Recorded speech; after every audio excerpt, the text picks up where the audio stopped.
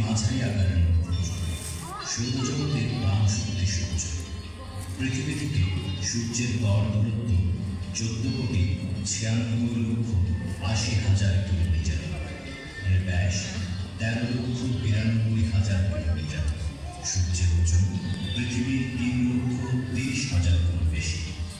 সূর্য প্রায় 25 দিন নিজ কক্ষের উপর একবার আবর্তন করে।